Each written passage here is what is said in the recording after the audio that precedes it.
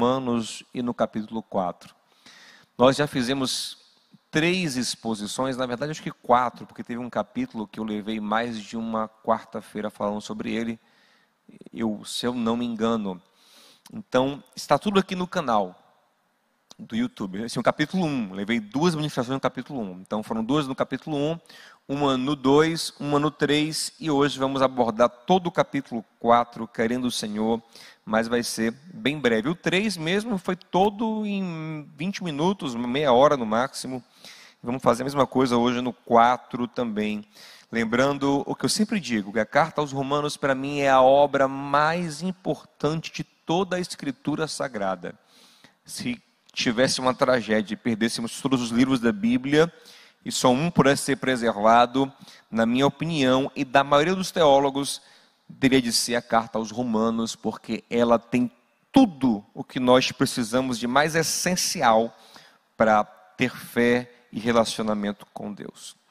Então, capítulo 4, Paulo agora vai falar justamente sobre a natureza da fé salvífica, dessa fé que nos conecta a Deus de maneira perpétua e inabalável.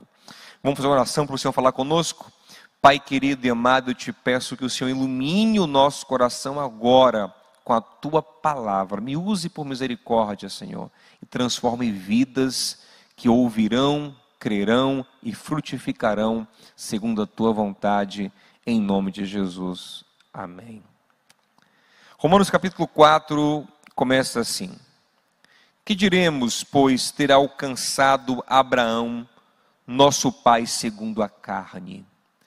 Paulo faz uma pergunta retórica, porque ele mesmo vai responder. Ele está dizendo, o que Abraão alcançou? Vamos investigar a natureza do que aconteceu com Abraão para que Deus o considerasse um justo. Versículo 2. Porque se Abraão foi justificado pelas obras, isso é, pelo que ele fez de bom, tem que se gloriar. Tem que dizer, olha, eu sou bom, eu vivi de maneira justa e por isso Deus me considera um homem justo e me abençoa. Ele tem que se gloriar, mas não diante de Deus. Por que não diante de Deus, Paulo? Ele explica, versículo 3, pois, que diz a Escritura? Diz o seguinte, creu Abraão em Deus, e isso lhe foi imputado, atribuído como justiça. Paulo está citando Gênesis 15:6, onde Abraão, depois de ouvir a promessa de Deus, acreditou. E o autor sagrado de Gênesis disse, creu Abraão no Senhor, e isso lhe foi atribuído, imputado como justiça. O que é atribuído a alguém é algo que alguém não tem naturalmente, não está nele, mas lhe é atribuído, lhe é posto. Abraão não tinha tal justiça, não tinha perfeição. Abraão era um homem de muitas virtudes, mas não era justo ao ponto de Deus dizer, uau, esse é um homem único, esse é o homem de quem eu preciso. Não. Abraão demonstrou na sua vida várias falhas. Gênesis 12, ele mente a respeito de Sara, entrega Sara a outro homem. No próprio Gênesis 15, ele vacila em fé. Gênesis 16, junto com Sara, ele se atrapalha e coloca H no meio da história, desvirtuando a vontade de Deus. Abraão nunca foi perfeito. A justiça sobre Abraão é uma atribuição. Esse é o argumento de Paulo. Ele continua, ora, aquele que faz qualquer obra, não lhe é imputado o galardão segundo a graça, mas segundo a dívida. Observe, Paulo está apegado à expressão imputar, que é a mesma de creditar, atribuir. Ele fala, se Abraão fosse justo pelo que ele fez de bom, não lhe seria atribuída a justiça, lhe seria conquistada, seria devida. Mas o texto fala que lhe foi atribuída. Versículo 5. Mas aquele que não pratica, porém crê naquele que justifica o ímpio, a sua fé lhe é imputada como justiça. Versículo 5, Paulo fala: Deus não precisa que o homem faça, ele não precisa do que Abraão fez, ele creditou ao ímpio. Abraão, com as suas impiedades, foi justificado. Nós, com as nossas impiedades, porque não somos perfeitos em piedade, somos justificados pela fé. Porque se nós fôssemos considerados em nossas impiedades, nunca poderíamos ser justos diante de Deus, teríamos que receber a devida condenação. Gente, a perspectiva de salvação, de bênção, de caminhar com Deus perfeito, de ter uma vida eterna maravilhosa após essa vida, só vale para gente que tem imperfeições como nós, porque algo que não é nosso nos foi atribuído pela fé. Martinho Lutero dizia que o cristão, ele é ao mesmo tempo um pecador e um justo. Como? Ele é pecador na sua prática, porque nós não deixamos de pecar, nós vamos sendo aperfeiçoados, né? Um verdadeiro cristão, ele vai melhorando. O caminho do justo é como a luz da aurora, que vai brilhando mais e mais. Nós vamos sendo transformados de glória em glória, como Paulo fala em Coríntios. Mas nós nunca, enquanto nessa natureza terrena, na qual ainda estamos presos, nós nunca deixaremos o pecado 100%. Nós estamos lutando contra ele. Lógico que uma vida cristã verdadeira, ela é progressiva, eu repito. Quem está estacionado no pecado, alguma coisa estranha, alguma coisa não correspondente com a fé verdadeira, está acontecendo na vida dele. Entretanto, nenhum de nós poderia ser considerado justo pelos atos. Nenhum de nós, nem Abraão. E Paulo está falando que Deus justifica o ímpio. Ei, Deus considera o ímpio justo. Ele atribui justiça a quem não é justo nas suas obras, mas é justificado pela fé. Mas eu quero repetir, porque esse é um conceito tão profundo, que muita gente se confunde com ele e acha que isso é uma liberdade para pecar. Paulo já falou sobre isso anteriormente. Que diríamos, pois, então, se é assim, vamos pecar mais, então é para pecar, porque Deus vai cobrir o nosso pecado, e maior vai ser a glória dele, cobrindo o pecado do ímpio? Não. Um coração verdadeiramente ligado ao Senhor tem vontade de agradar a Deus. Entretanto, por mais vontade que nós tenhamos de agradar a Deus, nós não conseguimos ter uma vida 100%. E quem tropeçar no tio da lei é digno de juízo. Quem se rebela um pouquinho contra um rei, morre. Porque o rei, nesse contexto, é soberano. O rei é dono de tudo, inclusive das pessoas. O Senhor é o dono de tudo e de todos, e se rebelar contra o Senhor, ainda que minimamente, nos faz pessoas condenadas. Então, Deus, ele desconsidera o pecado. Deus, ele olha para você e atribui a você uma justiça que você não tem. Mas aí entra o conflito de Paulo com Tiago. Tiago vai dizer, mas espera aí, como é que eu vou provar que essa pessoa de fato tem essa fé sem obras? A prova de que ele tem essa fé são obras, e aí é a questão do fruto, né? Quem de fato recebeu o Espírito da salvação, que é o Espírito Santo de Deus, ele vai frutificar novos frutos. Mas não é esse fruto que ele salva. Esse fruto sinaliza quem ele é, mas não lhe salva. Preste atenção.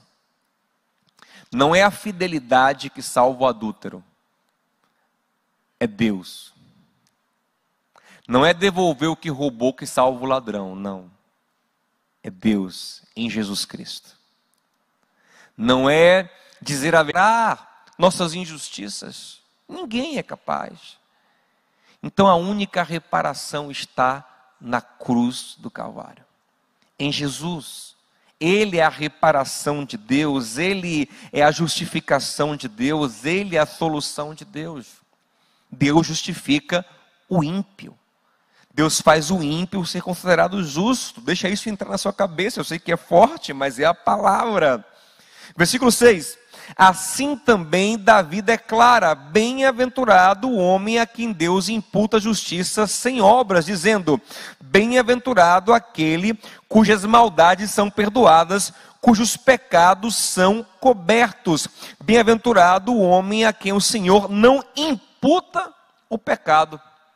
Paulo aqui cita o Salmo 32, onde Davi está dizendo que é bem-aventurado o homem a quem Deus não imputa o pecado, não considera o pecado. O homem pecou, mas Deus o trata como se não tivesse pecado. Por quê? Porque quando ele acredita em Deus, Deus, por amor dele, o justifica. E quando nós confiamos no que Deus fez através de Jesus Cristo, o amor de Deus nos abraça. O amor dele nos alcança. É isso que acontece conosco. Versículo 9. Vem, pois, esta bem-aventurança sobre a circuncisão somente, ou também sobre a incircuncisão? Porque dizemos que a fé foi imputada como justiça a Abraão. Como lhe foi, pois, imputada? Estando na circuncisão ou na incircuncisão?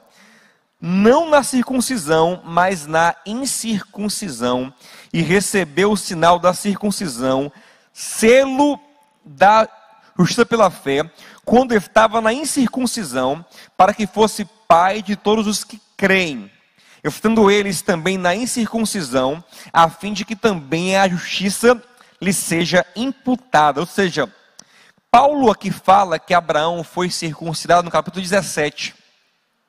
Mas é no 15, quando ele ainda é incircunciso, que a Bíblia diz que a ele foi atribuída a justiça pela fé.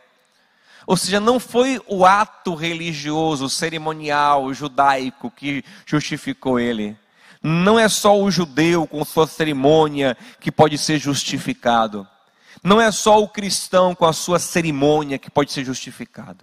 Mas o que crê, independente dos atos expressos de fé que se fazem necessários. A circuncisão era necessária no tempo de Abraão, como hoje é necessário batizar, é necessário cear, é necessário congregar, é necessário orar, é necessário ler a Bíblia, é necessário, são coisas que o Senhor nos pediu que fizéssemos e que marcam a vida cristã, mas não são essas coisas que nos salvam. O que nos salva é Jesus. E a fé, através da nossa fé. Não é a nossa fé, olha, presta atenção, também não confunda. Não pense que é a fé que te salva. Porque há quem pense, não, por que você tem que ir para o céu? Alguns pensam, pelas obras que eu fiz, está errado. Outros pensam, porque eu tento agradar o Senhor sabe que eu me esforço, está errado também. Você não conquista por tentar, nem por fazer nada. Só que outros caem num engano que está perto da verdade, mas é uma mentira. Fala assim, não, porque eu acredito em Jesus de todo o meu coração. Porque eu acredito, então eu sou salvo. E aí, mais uma vez, não é uma justiça atribuída, é conquistada. Conquistada pela sua fé. Entende? Você crê na sua própria fé. Você confia na sua confiança. Você confia na sua capacidade de crer. O que é um problema, porque no dia que você vacilar na fé, como Abraão vacilou, você perde a salvação? E no dia que você demonstrar pouca fé pecando, demonstrar pouca fé não cumprindo a vontade que você sabe ser a divina para a tua vida, você então balança na sua salvação, na sua comunhão com Deus? Não. Entenda, Deus me salva mesmo se a minha fé for fraca. Não é a qualidade da minha fé, não é a grandeza da minha fé, é Ele que atua pela minha fé ainda imperfeita. Os discípulos, eles eram chamados constantemente por Jesus de homens de pouca fé. Mas eram salvos, estavam no projeto do Senhor, eram amigos do Senhor, andavam com o Senhor. Entende? Não é a sua fé é um instrumento, é o Senhor. Imagina que o seu carro é um carro velho, caindo aos pedaços, que quebra toda hora, um carro que só misericórdia. E você tem, pilotando o seu carro, Jesus. Então você não confia no seu carro, o seu carro só é um instrumento para ele te levar. Mas é Ele quem dirige, se quebrar Ele para e Ele conserta, Ele abastece o seu carro, Ele paga o combustível do seu carro, Ele é bom mecânico, Ele conserta o seu carro, Ele dirige o seu carro. É a mesma coisa. A nossa fé pode ser uma fé débil, uma fé que para no meio do caminho, uma fé quebrada, mas quem nos salva é o condutor. É quem dirige, quem conserta o carro, é quem abastece o carro quando ele para. Aleluia. Não é a sua fé, é Ele, não é nenhuma cerimônia, é Ele. Lógico, Ele pode atuar pela cerimônia, pelo culto, pelo jejum que você faz, mas é Ele, não o que você faz. Vamos continuar? Se fosse pai da circuncisão, daqueles que não somente são da circuncisão, mas que também andam nas pisadas daquela fé de Abraão, nosso pai, que tivera na incircuncisão. Porque a promessa de que havia de ser herdeiro do mundo não foi feita pela lei a Abraão, ou a sua posteridade, mas pela justiça da fé. Aqui ele insiste que Abraão, antes de conhecer a lei de Moisés, que ele não conheceu, antes de ser circuncidado, só por crer em Deus, foi justificado. Essa é a nossa bênção. Estar conectado em Deus pela fé. E o resto tudo é instrumento. A base é essa. É necessário que quem se aproxima de Deus creia que Ele existe. Que Ele é abençoador de quem o busca. Essa é a base. Porque a lei opera a ira. Aqui, ó, 14. Pois se os que são da lei são herdeiros, logo é vã e a promessa aniquilada. Logo a fé é vã e a promessa aniquilada. Porque a lei opera a ira, porque onde não há lei também não há transgressão. Eu expliquei isso aqui em outro capítulo, Paulo fala sobre isso, capítulo 3. Ele não está falando que a lei é ruim. Ele fala que a função da lei é colocar um espelho diante de nós, para que nós vejamos o quão ruim nós somos. E como é que a gente vai confiar no espelho que denuncia o nosso pecado? Como é que eu quero me ver bonito e vou confiar no espelho que denuncia as minhas feiuras, as minhas imperfeições? Não. Se eu quero me ver bonito e o espelho revela que eu sou feio, eu faço o quê? Vou para um filtro do Instagram que me deixa bonito. E o filtro é Jesus. É a imagem dele na minha vida que me faz bonito aos olhos de Deus. Isso é profundo, né? Vamos lá, versículo de número 16 agora. Portanto, é pela fé, para que seja segundo a graça, a fim de que a promessa seja firme a toda a posteridade, não somente a que é da lei, mas também a que é a da fé de Abraão, o qual é pai de todos. Como está escrito, por pai de muitas nações te constituía. Aqui Paulo está argumentando que Deus sempre disse, desde Gênesis 12, depois em Gênesis 17, que ele seria pai de muitas nações, e não só de uma nação, Israel, mas de muitas nações. Isso inclui a mim e a você. Nós somos filhos e herdeiros de Abraão na fé. A bênção de Abraão chegou em nós. As promessas de Abraão chegaram em nós pelo Espírito de Deus que habita em nosso coração. Isso é maravilhoso. Em ti serão benditas todas as famílias da terra. A minha e a sua casa recebem a bênção. Muita gente inveja os judeus. Eles são abençoados por Deus. Eu creio, não sei você, Samuca, não sei você, irmão Francisco, mas eu creio que a bênção que esteve sobre Israel e creio que em grande parte ainda está na minha vida também. Porque eu fui ligado a essa bênção por Jesus Cristo. A bênção do Espírito, da salvação e a bênção também da graça de Deus sobre as nossas vidas. Está tudo em nós, pela fé, pela ligação poderosa que nós temos em Jesus Cristo com o Deus de Abraão. Por pai de muitas nações te constituir, perante aquele no qual creu, a saber Deus, o qual vivifica os mortos e chama as coisas que não são como se já fossem. Preste atenção. Aqui fala que Abraão, ele colocou a sua fé totalmente na grandeza de Deus. Não nele, mas em Deus. Isso é fé. É olhar para Deus e ver quem Deus é. A não fé é olhar para nós mesmos.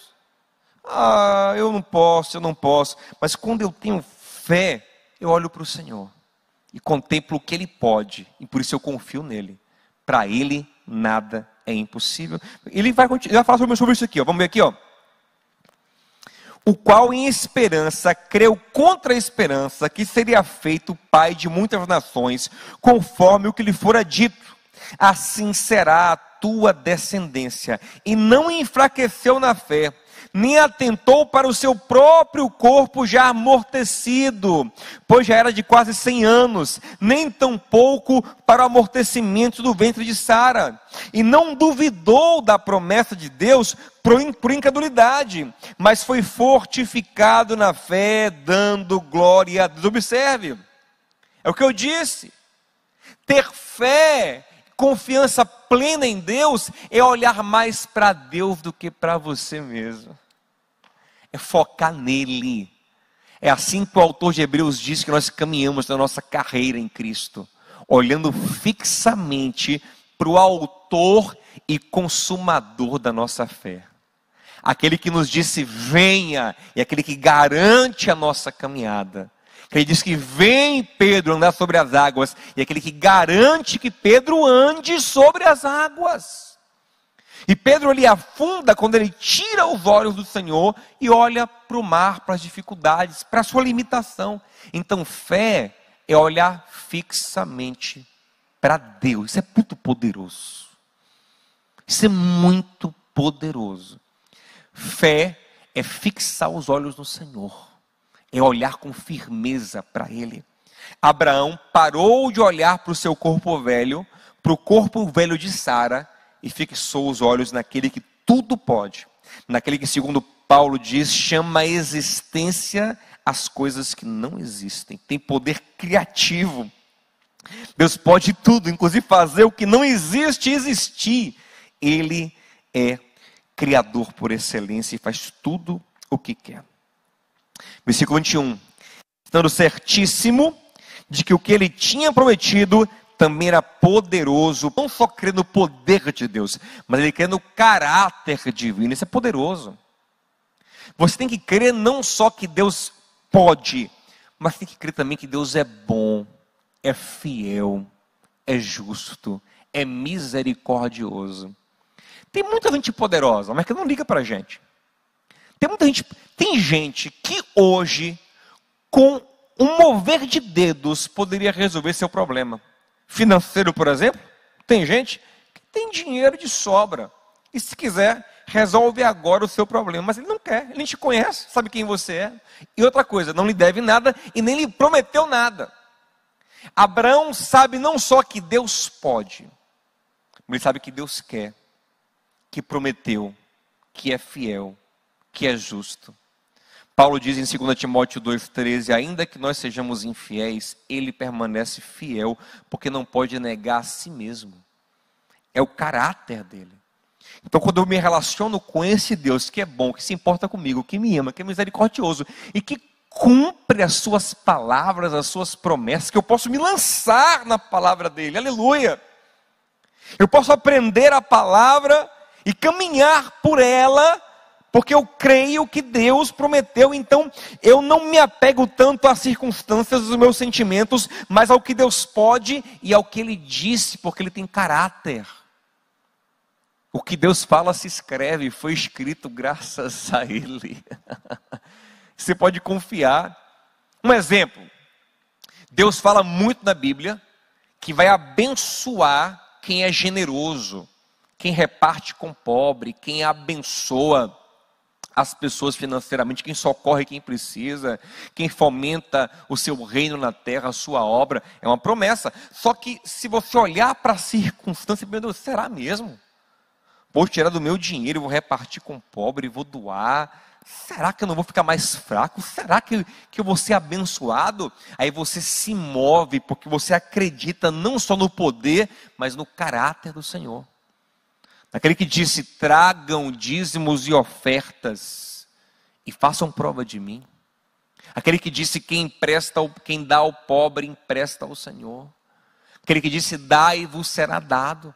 Aquele que disse que multiplica a semente do semeador. Então eu começo a acreditar no que ele diz, no seu caráter, na sua promessa, na sua palavra. Quando ele diz, honra teu pai e tua mãe, porque isso é bom. Aí você vê um pai e uma mãe difíceis. Você fala, rapaz, é na minha natureza, eu não queria honrá-los, mas por causa da palavra eu vou honrá-los. E Paulo diz que é o primeiro mandamento com promessa. Promessa de vida prolongada, de bênção. Honra teu pai e tua mãe para que se prolonguem e tua vida e tudo vai bem. Então você começa a se mover pela fé na palavra dele, é o que Paulo está falando. 22. Pelo que isso lhe foi também imputado como justiça. Não só crer em Deus, mas crer na palavra de Deus. Ora, não só por causa dele está escrito que lhe fosse tomado em conta, mas também por nós, a quem será tomado em conta aos que cremos naquele que dos mortos ressuscitou a Jesus, nosso Senhor, o qual por nossos pecados foi entregue e ressuscitou para a nossa justificação. Aqui Paulo fala que quando Gênesis diz que Abraão foi justificado pela fé, ali foi escrito, não só por ele, mas para a gente também, para que nós saibamos que se nós confiarmos em Deus, confiarmos na obra de Deus em Cristo, nós somos perdoados dos nossos pecados. E nós somos ressuscitados espiritualmente em Cristo. E não morreremos mais espiritualmente, porque agora justiça nos foi atribuída. Eu e você somos justos, filhos amados, abençoados definitivamente por Deus.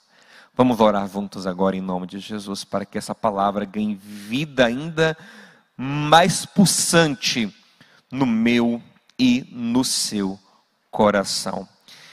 Glória a Deus. Tem muita gente que precisa ouvir essa palavra. Eu vou te convidar daqui a pouquinho, assim que a gente encerrar, pegar o link e mandar para alguém, para que ele aprenda sobre a natureza da verdadeira fé e o que a fé pode ferramentalizar e o que Deus pode fazer na vida dele, na vida dela, através da fé, em nome de Jesus. Vamos orar juntos, pedir graça a Deus, pedir vida a Deus, pedir direção ao nosso Senhor, em nome de Jesus. Amém.